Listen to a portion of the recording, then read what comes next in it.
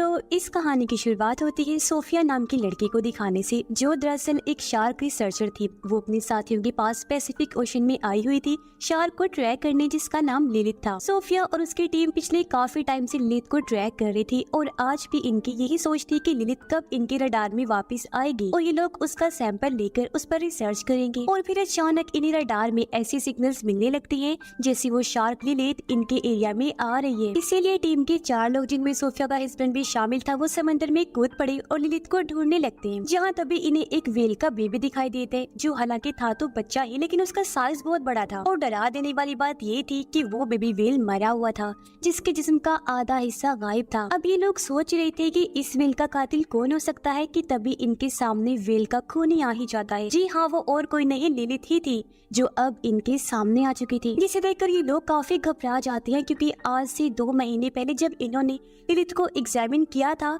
तो वो बस 2.5 मीटर की थी और अब लगभग वो 7 मीटर की हो गई थी। यानी सिर्फ 2 महीने में वो 3 गुना बढ़ गई थी, जो बात सच में काफी चौंका देने वाली थी। अब यहाँ समझदारी तो ये थी कि इन लोगों को अपनी जान बचाकर चले जाना चाहिए था, लेकिन यहाँ सबसे बड़ी गलती सोफिया का हस्बैंड कर देता है। अपनी मौत को सामने देखने के बावजूद भी उसे सैंपल लेने की पड़ी हुई थी, इसलिए वो शार्क की बॉडी से सैंपल लेने के चक्कर में लिलित को स्टैब कर देता है। और बस फिर क्या था, वही हुआ जिसका डर था। लिलित कंट्रोल से बाहर होकर टीम के 4 लोगों पर हमला कर देती है और उन्हें बुरी तरह काट कर टुकड़े टुकड़े कर देती है। जबकि सोफिया और उसकी एक साथी कश्ती में से बस की नजारा दूर से देख पा रही थी, हालांकि वो भी काफी डर गई थी। जब कुछ अमन होता है तो सोफिया भी ओशन में कूद जाती है, इस उम्मीद के साथ कि शायद कोई जिंदा बचा होगा। लेकिन वहाँ पर तो बस टीम के लोगों के कटे पटे जिस्म के टुकड़े थे, जिन्हें बुरी तरह लिलित ने मार दिया था। हर तरफ खून ही खून फैला हुआ था। और अब तभी लिलित सोफिया के सामने भी आ जाती है, जो किसी मॉन्स्टर से कम नहीं लग रही थी। वो अब सोफिया पर भी हमला करके घसीट कर उसे अपने साथ ओशन में ले जाने लगती है, पर किसी तरह सोफिया अपनी जान बचा लेती है। और यहाँ से सीन चेंज होकर आता है सीधा 3 साल के बाद, जहाँ सोफिया ने अब शार्क्स पर रिसर्च करना बंद कर दी थी और अब वो एक एक्वेरियम गाइड का काम किया करती थी, जहाँ आने वाले बच्चों को वो मछलियों और उनके बारे में बताया करती थी, जो चीज बच्चे काफी इंजॉय भी करते थे। अब यहीं पर हम एक लड़की मीका को देखते हैं, जो एक मरीन एक्टिविस्ट थी, समंदर के बारे में रिसर्च और जानकारी रखने और देने वाली। वो एक कंपनी को चला रही थी जिसका नाम सेवियर्स ऑफ सी था, जिनका काम ही मरीन लाइफ को बचाना था, यानी समंदर में रहने वाले हर क्रिएचर की हिफाजत करना उनकी जिम्मेदारी थी। अब मीका सोफिया से जाकर मिलती है, जिसे वो अपने हेडक्वार्टर ले आती है और उसे दिखाती है कि लिलित शार्क, जिस पर सोफिया कुछ साल पहले रिसर्च कर रही थी, वो कुछ ही टाइम में पेरिस के एक रिवर में आ रही है, यानी कि इनके शहर के ये रिवर में, और बस पेरिस के रिवर में एंटर होने ही वाली। इसीलिए मीका यहाँ चाहती है कि सोफिया लिलित को एग्जामिन करने में उनकी मदद करे, जिस पर सोफिया कहती है कि ये कोई बड़ी बात नहीं है।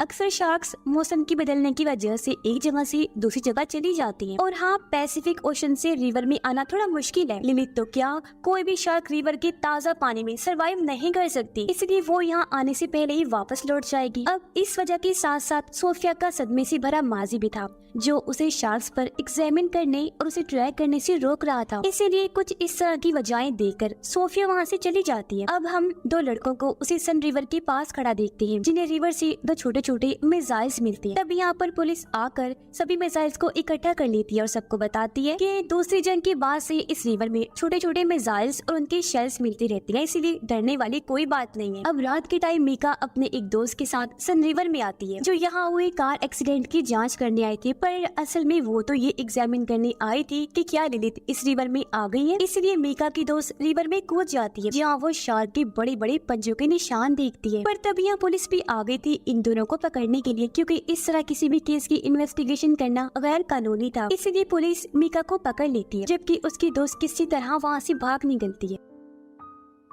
अब हम सोफिया को देखते हैं, जो अब लिलित को ट्रैक कर पा रही थी और उसे पता चलता है कि हाँ, लिलित सन रिवर में आ चुकी है। अगली सुबह पुलिस उस आदमी की लाश रिवर से निकालती है, जिसकी कल रात कार एक्सीडेंट में मौत हो गई थी। अब लाश की हालत भी देखकर सब लोग काफी डर जाते हैं, क्योंकि उसकी लाश का आधा हिस्सा गायब था। उसे देखने से साफ लग रहा था जैसे किसी बड़े से जानवर ने इसकी लाश को खाया है। अब यहाँ रिवर के बार ऑफिसर्स के साथ सोफिया और मीका भी थे, और सोफिया साफ लफ्जों में उन्हें बता देती है कि ये काम और किसी का नहीं बल्कि लिलिथ का ही है और अब हमें शार्क को रोकना होगा अगर हम चाहते हैं कि लोग इस तरह शार्क के हाथों ना मरे। पर यहाँ मीका इस बात को गलत अंदाज में कुछ यूँ समझ लेती है कि अगर हम चाहते हैं कि शार्क लोगों को ना मारे तो हमें शार्क को मारना होगा। उसे लग रहा था कि ऑफिसर्स सोफिया के साथ मिलकर शार्क को मार देंगे, तो बस इसीलिए वो शार्क को बचाने के काम पर लग जाती है, क्योंकि जाहिर है वो मरीन सेवियर है, समुद्री क्रिएचर को बचाने वाली, तो इसीलिए वो ऐसा करे। पर सोचने वाली बात तो ये गलत ही है कि एक शार्क लोगों को मार रही है लेकिन वो उसे बचाना चाहती है। फिर अगले दिन ऑफिसर्स और सोफिया सन रिवर में आ जाते हैं। उनका प्लान था कि वो रिवर में जाकर सीधा शार्क को पकड़ लेंगे। तब सोफिया शार्क को ट्रैक करने में उनकी मदद कर रही थी। सब कुछ ठीक ही चल रहा था। वो लोग शार्क को देखने ही वाले थे, लेकिन मीका यहाँ बहुत बड़ी गड़बड़ कर देती है। वो अपनी हैकर दोस्त की मदद से सोफिया के ट्रैकर की सिग्नल्स को खराब कर देती है, जिससे कि अभी लोग शार्क को ट्रैक नहीं कर पाते। और इससे जाहिर है उन ऑफिसर्स के लिए बहुत बड़ा खतरा आ गया था जो रिवर में गई थी। पर लिलिथ उस तरफ नहीं जाती और अपना रूट बदल लेती है, जिससे ऑफिसर्स को अपनी जान बचाने का मौका मिल जाता है और वो सही सलामत बाहर आ जाते हैं। पर ये काफी सीरियस कंडीशन बन जाती है कि शहर के बीचों बीच सन रिवर में मॉन्स्टर शार्क घूम रही है। इसलिए ऑफिसर्स ये बात जाकर मेयर को बता देती है। तब मेयर परेशान होते हुए कहती है कि कैसे भी करके उस शार्क को रोकना होगा, क्योंकि कुछ दिन बाद उसी सन रिवर पर एक बहुत बड़ा इवेंट होने वाला है जिसे वो किसी भी सूरत में कैंसिल नहीं कर सकती। इसलिए ऑफिसर्स लिलिथ को रोकने के बारे में सोचने लगते हैं, जबकि मीका एक वीडियो बनाती है और उसे खुफिया तौर पर कई सारी मरीन एक्टिविस्ट के पास भेज देती है। और लिलिथ शार्क के बारे में बताते हुए कहती है कि गवर्नमेंट उसे और उस जैसी और भी शार्क्स को मारना चाहती है, इसीलिए हमें आगे आना होगा और इन्हें बचाना होगा, बेशक ये शार्क्स हम लोगों को खाए क्यों ना जाए। फिर वो कहती है कि इसके लिए आज रात हमें पेरिस की कैटाकॉम्ब में आना होगा। कैटाकॉम्ब दरअसल पेरिस के नीचे बनाई गई एक टनल सुरंग है जो पूरे पेरिस के नीचे फैली हुई है। अब मीका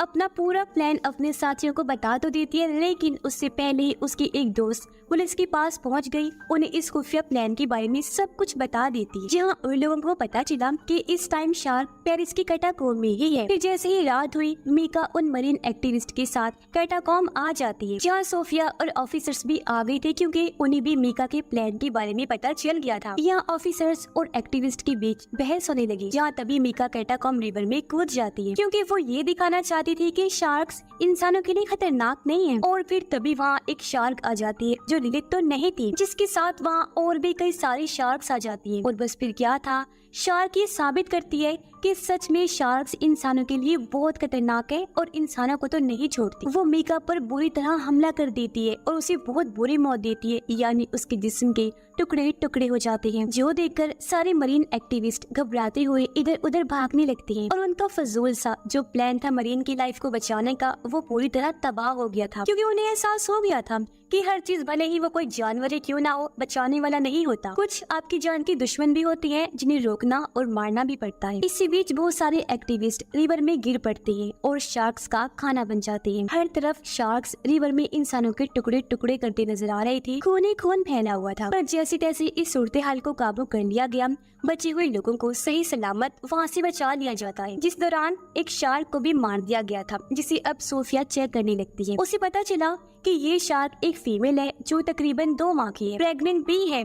और हैरानी वाली बात कि इसके पेट में ढेरों शार्क्स के बच्चे हैं।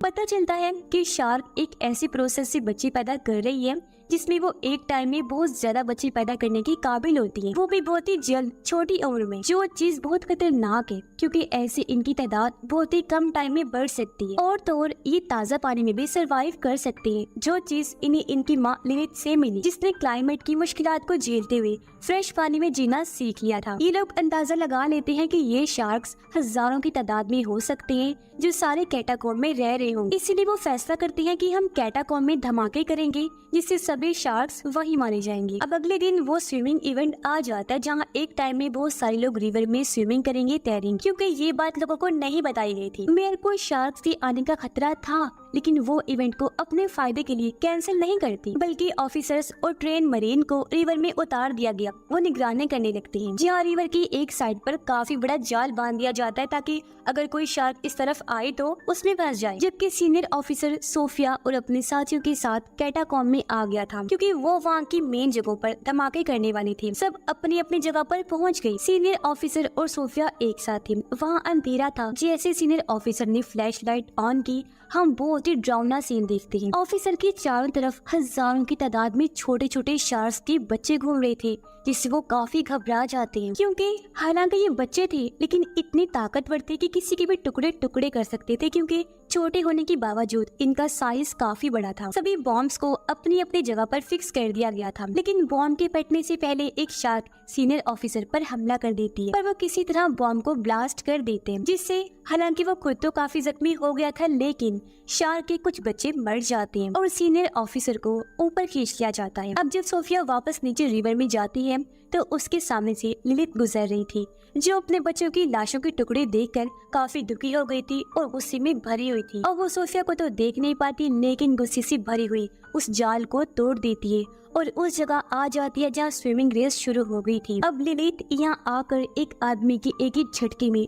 2 टुकड़े कर देती है, जिससे हर तरफ अफरा तफरी मचाती है। और तब यहाँ बहुत सारे शार्क्स भी आ जाते हैं, जो जाहिर है लिलिथ के कहने पर ही आए थे। ये शार्क्स कैटाकॉम्ब में नहीं रह रहे थे, इसलिए धमाके से नहीं मरे और उनकी तादाद बहुत ज्यादा थी। ये शार्क्स रिवर में तैर रहे लोगों पर बुरी तरह हमला कर देते हैं। एक ही पल में रिवर खून से लाल हो गया, हर तरफ उनकी लाशों के टुकड़े टुकड़े बिखर गए थे। इसी के साथ यह सबसे बड़ी गलती ये हुई कि ऑफिसर ने शार्क को स्नाइपर से शूट कर दिया, जिसके कुछ निशाने पानी में पड़े मिसाइल्स पर लग जाते हैं, जो दूसरी जंग से वहाँ पड़े हुए थे लेकिन डिफ्यूज नहीं थे, पूरी तरह एक्टिव थे। जिससे होता ये है कि एक मिसाइल के फटने से ढेरों मिसाइल्स फटने लगते हैं। ऐसा होते ही बड़े बड़े धमाकों के साथ वहाँ सुनामी जैसा सीन बन जाता है। रिवर का पानी हर तरफ फैल जाता है, जो मेयर के साथ साथ पेरिस के बहुत बड़े हिस्से को अपने साथ ले डूबता है। बहुत बड़ी तबाही मच जाती है। सिर्फ सोफिया और सीनियर ऑफिसर ही बचते हैं, जो अपने चारों तरफ तबाही को देख रही थी। आस पास लाशें और ढेरों शार्क्स घूम रही थी और बताया जा रहा था कि ये शार्क्स सुनामी की वजह से आसपास के एरिया में भी जा रहे हैं, जिस वजह से वो पूरे कंट्री में ही फैल चुकी है। और सबसे खतरनाक बात,